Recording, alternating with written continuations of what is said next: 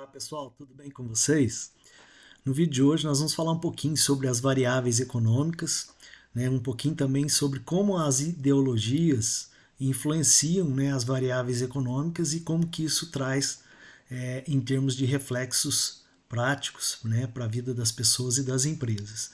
Para a gente poder então falar um pouco sobre isso, vamos começar aqui falando um pouquinho sobre a ideologia socialista.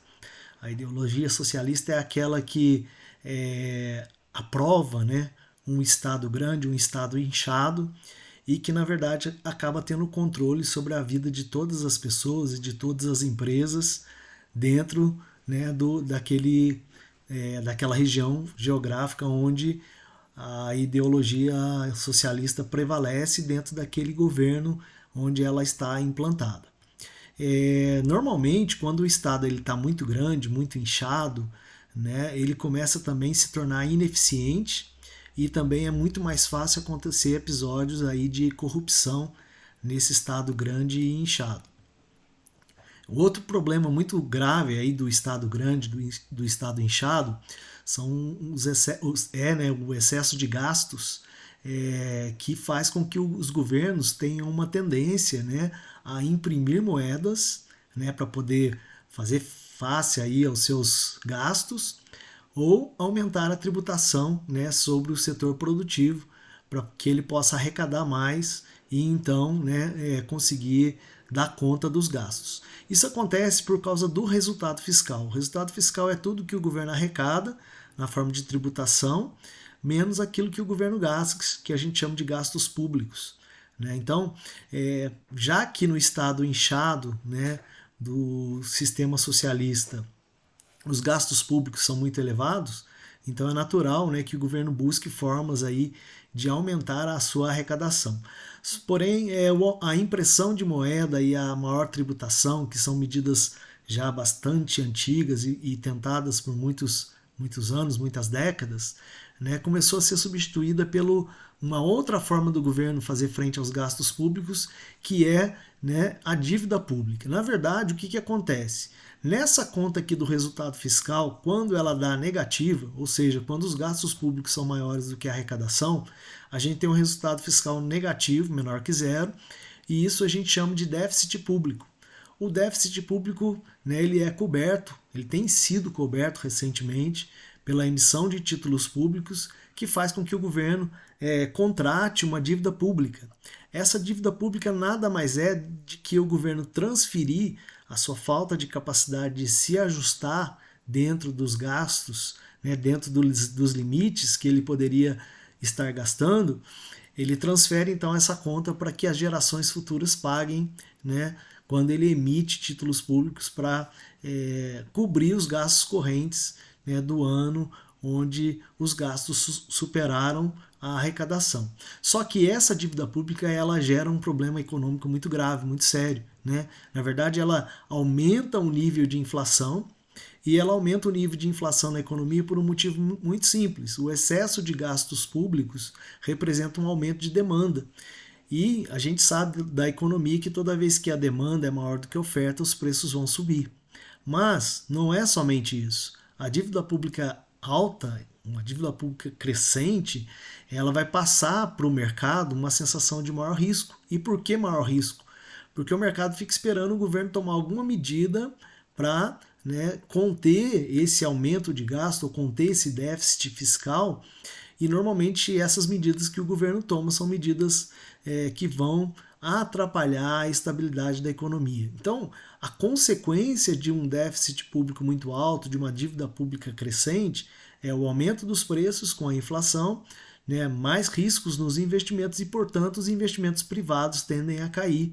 Os investimentos internacionais também tendem a cair numa economia cuja dívida pública cresce demais. Além disso, como o governo ele tem uma tendência natural de aumentar a carga tributária, nós não podemos esquecer que toda vez que o governo aumenta a carga tributária, isso eleva o custo de produção das empresas. E o que significa elevar o custo de produção das empresas e também de transporte dos produtos que são produzidos? Isso vai aumentar o preço dos produtos que essas empresas, dos serviços que essas empresas produzem, né, elas fazem isso justamente para se ajustar a um nível de custo mais elevado, e muitas vezes também isso vai reduzir os lucros do empresário, o lucro das empresas que pretendem, né, produzir e atender os seus mercados. Nesse caso, então, a gente também tem uma redução dos investimentos, porque se o empresário tem menos lucro, significa que está sobrando menos dinheiro no caixa da empresa. Só que o menor investimento representa, então, investimentos menores em tecnologia, mas também na produção e, claro, na geração de empregos. Então, normalmente, países que têm dívida pública muito elevada, né, eles têm como consequência natural um nível de emprego menor do que se a dívida pública fosse contida ou se ela fosse até inexistente. Uma outra consequência dessa inflação muito alta, dessa dívida pública muito alta e do custo, né, de produção muito elevado, é que as empresas perdem competitividade quando comparado a seus pares, né, a nível internacional. Se a gente juntar então a carga tributária e a inflação elevada, né, a gente tem ainda duas outras consequências bastante ruins aí para a economia. A inflação, ou seja, o aumento dos preços, significa a redução do poder aquisitivo das pessoas, né, do consumidor final. Isso começa gerando uma sensação de pobreza no consumidor final. Claro, o dinheiro dele não tem condições de comprar aquilo que ele desejaria comprar, e, ao mesmo tempo, isso vai reduzir o consumo, né, já que ele vai ter que buscar uma forma de se ajustar, né, uma sensação de preços em altas e renda, né, que não acompanham o aumento de preços.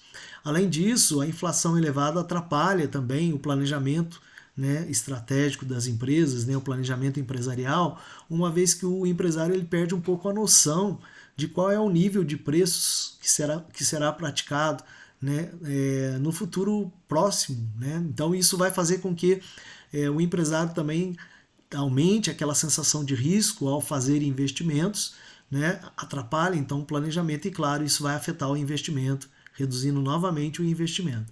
Então, a consequência geral desse sistema, né, de governo inchado, de dívida pública alta e de inflação alta é que, na verdade, vai reduzir o consumo na economia e vai reduzir também o nível de investimentos. Claro que isso afeta o nível de produção e de emprego, né? A gente já falou que se aumentar, né, a dificuldade de produção vai também, né, reduzir a oferta de produtos, e se reduz a oferta de produtos, novamente fecha um ciclo ali, porque isso vai ajudar a aumentar a inflação.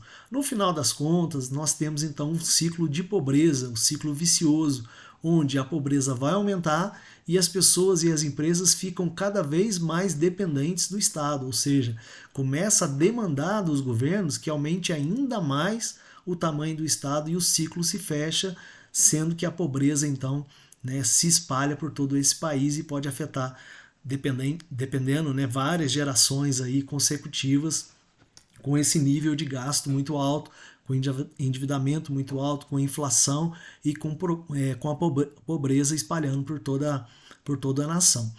Aí a pergunta que sempre me fazem, né? Mas existe alguma solução para isso? Será que existe solução para esse problema? Existe sim, né? A solução para esse tipo de problema é um governo mais enxuto, é a sociedade exigir, né, um governo mais enxuto, que interfira menos na vida das pessoas, das empresas, né, que exista menos gastos obrigatórios constitucionais, e aí dessa forma então o governo trabalhando com mais eficiência, com menos obrigações, né, dando mais liberdade às empresas, aí a gente tem então um aumento do investimento, um aumento da oferta, da produção, uma geração de empregos, e isso gera o ciclo virtuoso, que é aquele ciclo positivo da economia que vai gerar riqueza.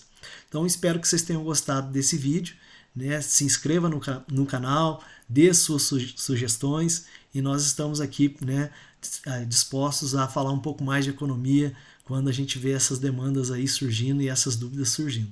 Muito obrigado e até a próxima.